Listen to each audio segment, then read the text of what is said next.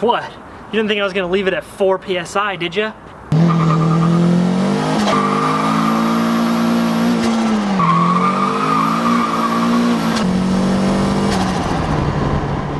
Today I'm going to be showing you guys how to build your own boost controller for about 20 bucks, the perfect price for this project. I'm also going to be installing it on the car, turning the boost up a little bit on the street to see how it reacts. Earlier in the project I mentioned that I'm either going to be limited by the flow of the stock injectors or the strength of the stock clutch.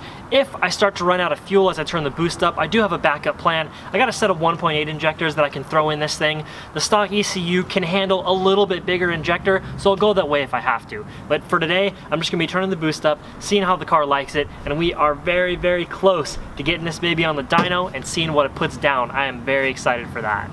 Let me just start by saying that I did not invent this boost controller. This is just a direct copy off another video I saw on YouTube, so I'll go ahead and link that below. I'm just gonna put my own little twist on it and show you guys how to build it.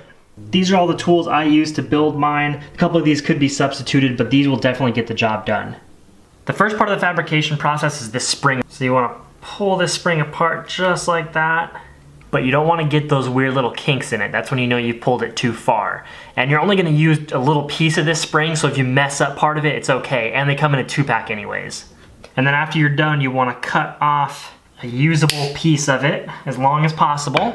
It's better to cut the spring too long than too short because you can always cut it down later. And then take that spring and put it on a small screwdriver, and you're going to compress it all the way down and then let it go. Now the spring, once you compress it all the way down, it'll actually return to this shape.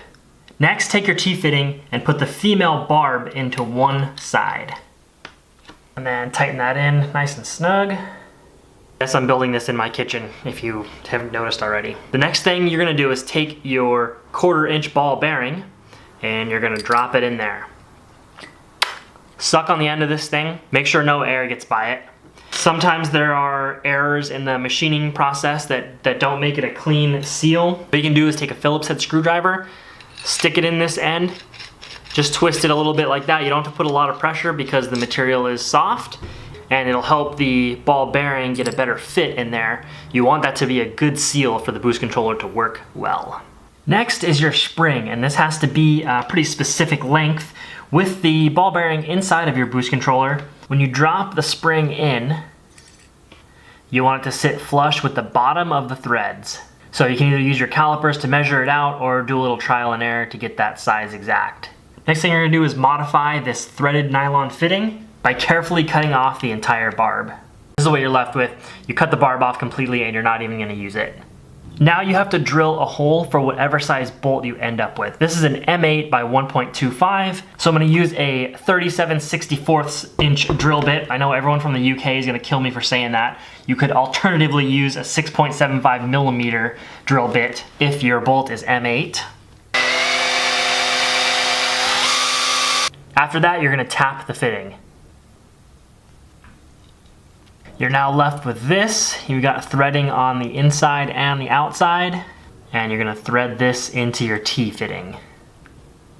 After that, go ahead and add on your top vacuum port and get that thing tightened down.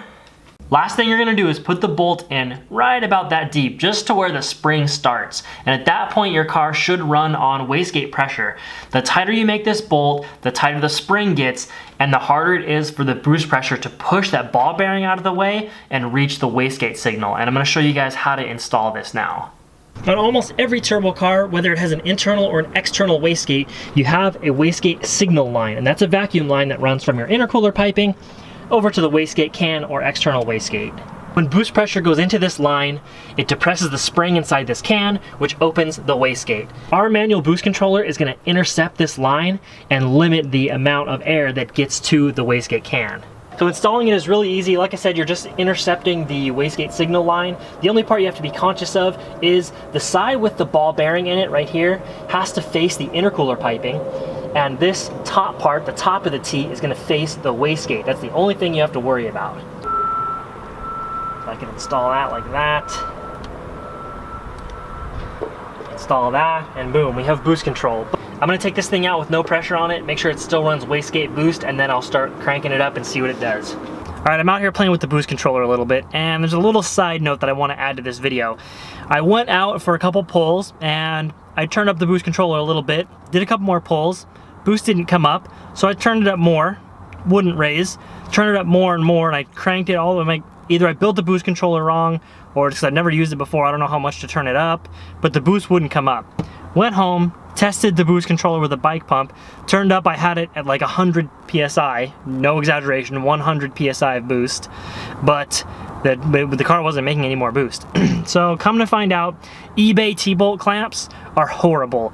I had like 10 boost leaks, and all I had to do was tighten down the clamp. So just a side note, if you get the eBay intercooler piping and you have the eBay T-bolt clamps, you'll want to crank those things down, and that really demonstrates the importance of a boost leak test. So I got the car at about 7 pounds of boost. It's running really well. As you can probably see, it's extremely hot out here today. But the car sounds good, it feels good, and I'm just out here having fun. Now that I have the boost leaks fixed and I'm turning up the boost a little bit, the car's running a little bit leaner, so I probably will end up throwing the 1.8 injectors in just for safety before I bring it to the dyno. Alright guys, well that's all I got for you this time. Don't forget to hit that subscribe button for more Miata content. I will see you in the next one. Peace out.